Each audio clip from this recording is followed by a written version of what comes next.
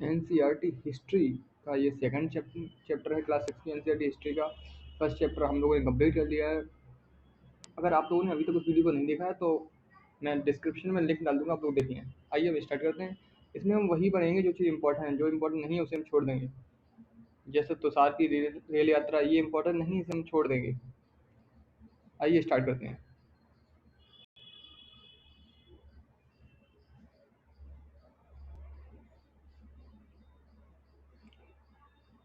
पहला चैप्टर है आरंभिक मानव की खोज में। दूसरा चैप्टर आरंभिक मानव की खोज में, ये चैप्टर का नेम है। आइए आगे बढ़ते हैं।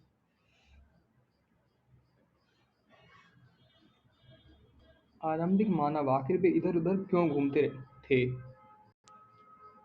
हम उन लोगों के बारे में जानते हैं जो इस उपमहाद्वीप में 20 लाख साल पहले रहा करते थे। आज हम उन्हें आखेटक खाद्य संग्राहक के नाम से जानते हैं। आखेटक का मतलब होता है इकट्ठा करने वाले, और खाद्य संग्राहक का मतलब होता है भोजन, भोजन इकट्ठा करने वाले। भोजन का इंतजाम करने की विधि के आधार पर उन्हें इस नाम से पुकारा जाता है। आमतौर पर खाने के लिए वे जंगलों जानवरों का शिकार किया करते थे, मछलियाँ और चिड़िया पकड़ते थे, फल मूल दाने पौधे पत्तियाँ अंडे इकट्ठा किया करते थे। फल मूल का अर्थ होता है जड़ें। हमारे उपमहाद्वीप जैसे गर्म देशों में पेड़ पौधे की अनगिनत प्रजातियां मिलती हैं, इसलिए पेड़ पौधों से मिलने वाले खाद्य पदार्थ भोजन के अत्यंत महत्वपूर्ण स्रोत हैं।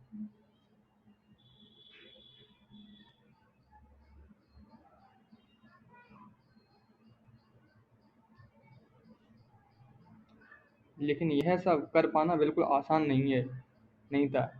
ऐसे कई जानवर हैं जो हमसे तेज भाग सकते हैं, और बहुत से जानवर हमसे ज़्यादा ताकतवर भी होते हैं। जानवरों के शिकार चिड़िया या मछलियाँ पकड़ने के लिए बड़ा सतर्क, जागरूक और तेज होना पड़ता है।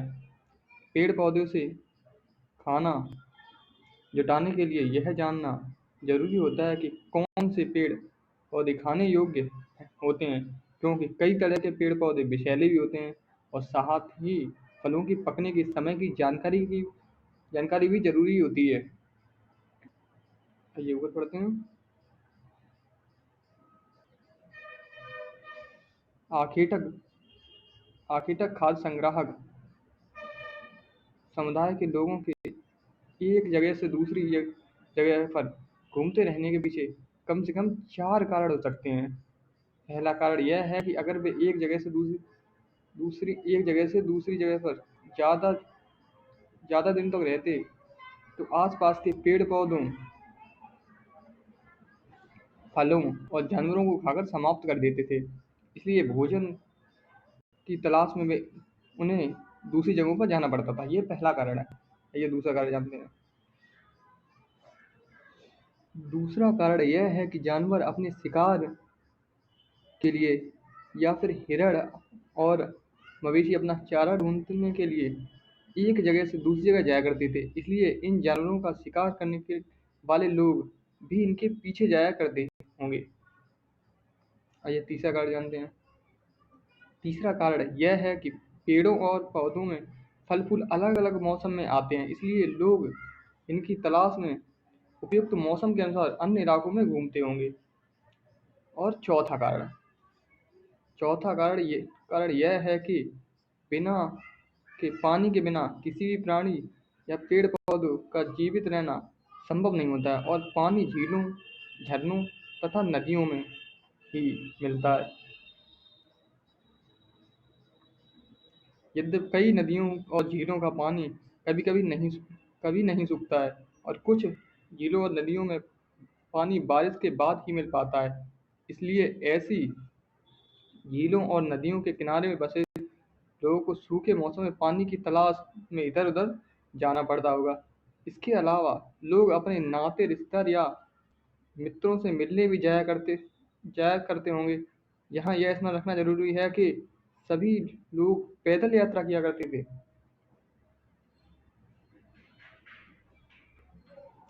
आरंभिक मानव के बारे में जानकारी कैसे मिलती है?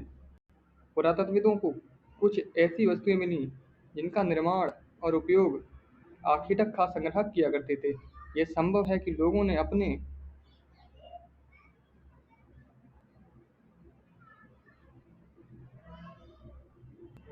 काम के लिए पत्थरों, लकड़ियों और हड्डियों के औजार बनाए हों। इनमें से पत्थरों के औजार आज भी बचे हैं। ये क्या है? पत्थरों से बने औजार का ये पत्थर से बने प्राचीनतम औजार हैं। ये वाले ये पत्थरों से बने प्राचीनतम औजार हैं। ये वाले इन्हें कई हजार साल बाद बनाया गया। ये वाले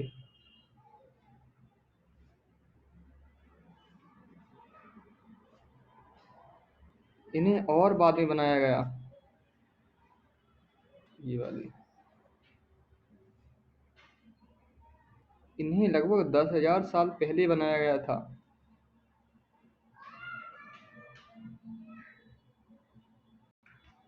इन्हें इन्हें और ये गुटिका प्राकृतिक हैं। ये वाली जो गुटिकाएं हैं, ये वाली ये प्राकृतिक हैं। आइए ऊपर पढ़ने। इनमें से कुछ औजारों का उपयोग फल फूल काटने, हड्डियां और मांस काटने, पेड़ों की छाल और जानवरों की खाल उतारने के लिए किया जाता था। कुछ के साथ हड्डियों या लकड़ियों के मुट्ठी लगाकर भाले और बाण जैसे हथियार बनाए जाते थे। कुछ औजारों से लकड़ियां काटी जाती थीं। लकड़ियों का उपयोग ईंधन के साथ साथ झोपड़ियां और औजार बनाने के लिए भी किया जाता था। ये हैं औजार, ये वाले।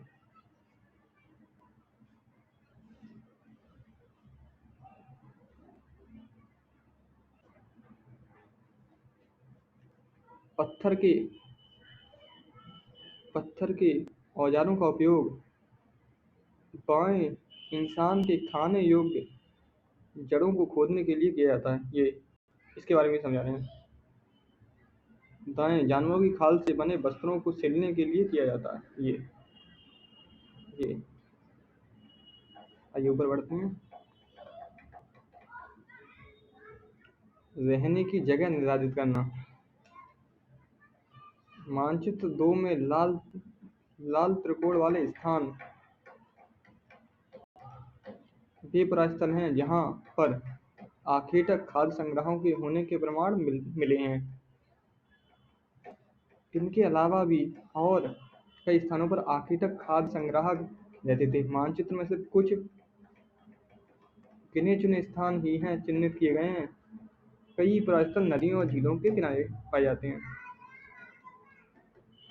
ये लाल त्रिकोण वाले देखते हैं। यह है लाल त्रिकोण वाले भीमबेटका, हुस्गी, कुर्नूल। यहाँ आखिरतक खाद्य संग्रह के रहने के प्रमाण मिले हैं। ये पढ़ते हैं। पुरापाषाणिक परास्थल, नवपाषाणिक परास्थल, महापाषाणिक परास्थल। अभी हम ये नीचे पढ़ेंगे। अभी इससे आधुनिक नगर, पुरापाषाणिक परास्थल कौन से हैं? कुर्नूल गुफाएं, हुस्की, भीमबेटका। नवपाषाणिक परास्थल पय्यमबल्ली, हल्लूर, कोल्डिवा, महागड़ा, दहोजली हेडिंग, चिरांद, मेहरगढ़, बुर्जहोम। और महापाषाणिक परास्थल अरिचन्नलूर, ब्रह्मगिरी और आरंभिक गांव जैसे इनाम गांव।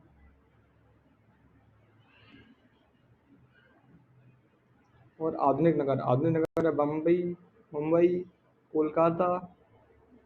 ये ऊपर पढ़ते हैं। चूंकि पत्थर के उपकरण बहुत महत्वपूर्ण थे, इसलिए लोग ऐसी जगह ढूंढते रहते थे जहां अच्छे पत्थर मिल सके। जहां लोग पत्थरों से औजार बनाते थे, उन स्थलों को उद्योग स्थल कहते थे। लोग जहाँ पत्थरों से औजार बनाते हैं उन्हें क्या कहते हैं? उद्योग स्थल। ये बहुत ही इंपॉर्टेंट है, इसे हम अपने नोट्स में जब बनाएंगे तो उसे ऐड करेंगे, और जब नोट्स बनाएंगे तब इसी पे हम प्रोवाइड कर देंगे। भीमबेटका, आधुनिक मध्य प्रदेश। आवासीय पुरास्थल उन्हें कहते हैं जहाँ लोग रहा करते थे। इनमें गुफाओं और कंदराओं जैसे जैसे कंदराओं जैसे बेस्थल होते हैं, जिन्हें यहाँ दर्शाया गया है।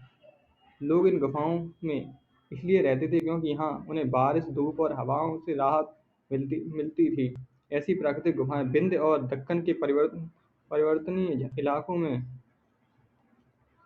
मिलती हैं, जो नर्मदा घाटी के पास है। हमें इन उद्योग स्थलों के बारे में जानकारी कैसे मिलती है? आमतौर पर हमें ऐसी जगहों पर पत्थर के बड़े-बड़े टुकड़े मिलते हैं, और ऐसे उपकरण मिलते हैं जिन्हें लोग इन स्थलों पर छोड़ गए होंगे क्योंकि वे ठीक नहीं बने होंगे। साथ ही औजार बनाने के बाद पत्थरों के टूटे-फूटे टुकड़े भी इन स्थलों पर मिलते हैं। कभी-कभी लोग इन स्थलों पर कुछ ज़्यादा समय तक रहा करते थे। ऐसे स्थलों को आवासीय और उद्योग स्थल कहते हैं। जहाँ लोग रहा करते थे और प्लस पत्थर बनाया करते, अपने औजार बनाया करते थे, उन्हें आवासीय और उद्योग स्थल कहते हैं। आइए नीचे बढ़ते हैं।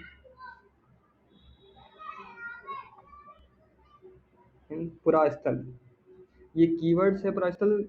एनसीईआरटी में यही सबसे अच्छी बात है कि उसमें कीवर्ड साथ में दिए होते हैं, स्टैंडर्ड बुक में नहीं होता है, इसीलिए लोग एनसीईआरटी पढ़ते हैं। आइए पढ़ते हैं इसे। पुरास्थल उस स्थान को कहते हैं जहाँ औजार, बर्तन और इमारत जैसी वस्तुओं के अवशेष मिलते हैं। ऐसी वस्तुओं का निर्माण लोगों ने अपने काम के लिए किया था और बाद में वे उन्हें वहीं छोड़ गए। ये जमीन के ऊपर, अंदर, कभी-कभी समुद्र और नदी तल तल के में भी पाए जाते हैं। इन पुरास्थलों के बारे में आपको अगले अध्याय में बताया जाएगा। पाषाण औजारों का निर्माण। पाषाण का अर्थ है पत्थर। पाषाण पाषाण उपकरणों को प्राय दो तरीके से बनाया जाता है।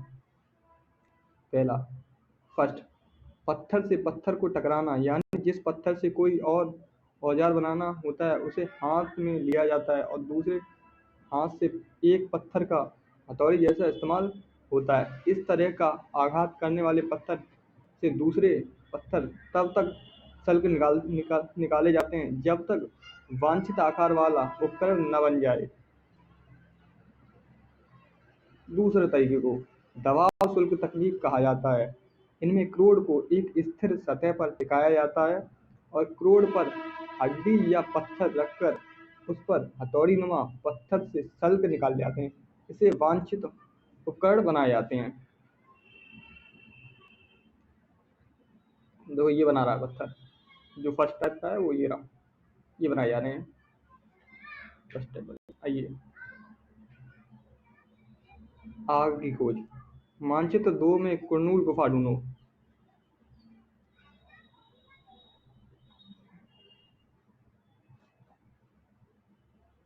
ये हैं कुरनूल गुफाएं।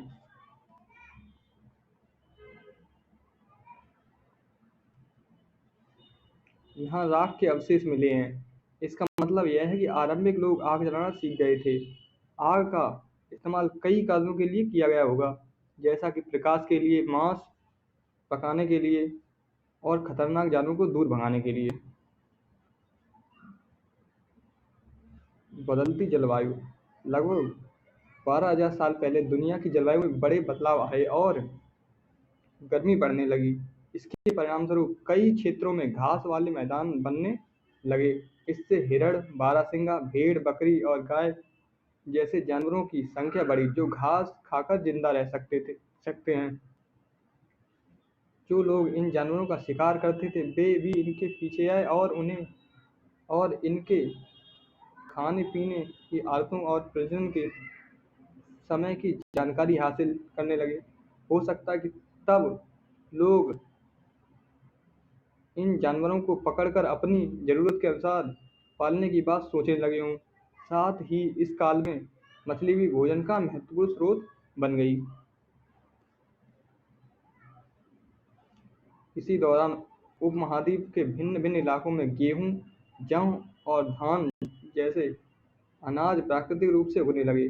शायद महिलाओं और पुरुषों और बच्चों ने इन अनाजों का भोजन के लिए बटोरना शुरू कर दिया होगा।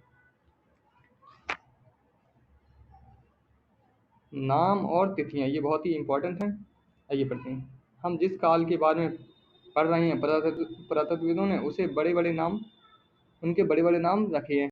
आरंभिक काल को वे पुरा-पाषाण काल कहते हैं। पुरा का अर्थ होता है प्राचीन और पाषाण का अर्थ होता है पत्थर। यह दो शब्दों पुरा यानी प्राचीन और पाषाण यानी पत्थर से बना है। यह नाम पुरास्थलों से प्राप्त पत्थरों के औजारों के महत्व को बताता है। पुरा-पाषाण काल 20 लाख साल पहले से 12,000 साल के दौरान माना जाता है। इस काल को भी 3 भागों में विभाजित किया गया है: आरंभिक पुरा-पाषाण काल, मध्य पुरा-पाषाण काल एवं उत्तर पुरा-पाषाण युग। मानव इतिहास की लगभग 99% कहानी इस काल के दौरान घटित हुई।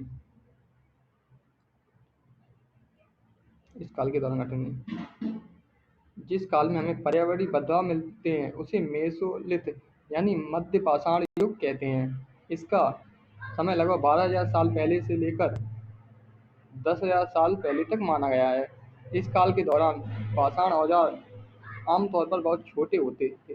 इन्हें माइक्रोलिथ यानी लघु पाषाण कहा जाता है।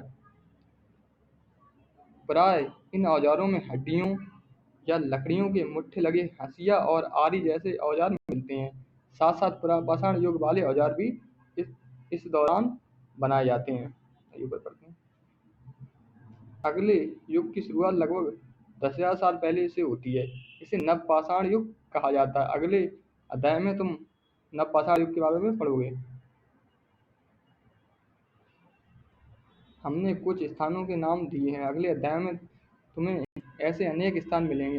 अक्सर हम पुराने स्थानों के लिए उन नामों का प्रयोग करते हैं जो आज प्रसिद्ध हैं, क्योंकि हमें ज्ञात नहीं है कि उस काल में इनके क्या नाम रहे होंगे। ये पढ़ते हैं। साथ ही वे यह भी सीखने लगे होंगे कि यह अनाज कहाँ उगते थे और कब पककर तैयार होते थे। ऐसा करते करते लोगों ने इन अनाजों को खुद पैदा करना सीख लिया होगा। शैल चित्रकला, इनसे हमें क्या पता चलता है? जिन गुफाओं में लोग रहते हैं उनमें से कुछ की दीवारों पर चित्र मिले हैं। इनमें से कुछ सुंदर उदाहरण मध्य प्रदेश और दक्षिणी उत्तर प्रदेश की गुफाओं से मिले चित्र हैं। इनमें जंगली जानवरों की बड़ी कुशलता से सजीव चित्रण किया गया है। ये देखिए, ये उदाहरण है। ये किसी जानवर के पीछे कोई व्यक्ति भाग रहा है।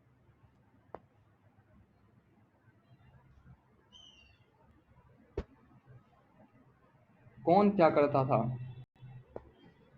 हमने पढ़ा कि आरंभिक लोग शिकार तथा फल मूल का संग्रह किया करते थे। मूल का अर्थ होता है जड़, हमने अभी बताया था आगे। वे पत्थरों के औजार और गुफाओं में चित्र बनाते थे। क्या हमें कोई ऐसे साक्ष्य मिलते हैं जिनसे पता चले कि महिलाएं शिकार करती थीं या पुरुष औजार बनाते थे, या फिर महिलाएं चित्रकारी करती थीं और पुरुष फल मूल इकट्ठा करते थे? वास्तव में हमें इसका ज्ञान नहीं है। लेकिन दो बातें हो सकती हैं: महिला पुरुष दोनों मिलकर कई काम एक साथ किया होगा।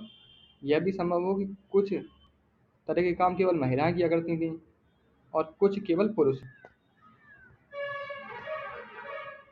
इसके अलावा उपमहाद्वीप के अलग अलग क्षेत्रों में अलग अलग परंपराएं भी रही होंगी। इसका कोई भारत में पुरा-पाषाण युग के दौरान शुतुरमुर्ग होते थे। महाराष्ट्र के पटने पुरास्थल में शुतुरमुर्ग के अंडों के अवशेष मिले हैं। इनके कुछ छिलकों का चित्रांकन भी मिलता है। इन अंडों से मनके भी बनाए जाते थे। तो उस समय शुतुरमुर्ग थे।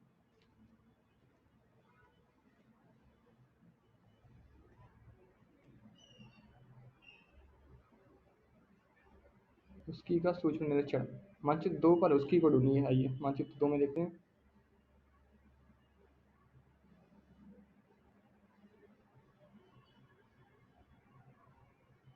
यह है मानचित्र 2 और ये है उसकी उनकी, यह है उसकी सही।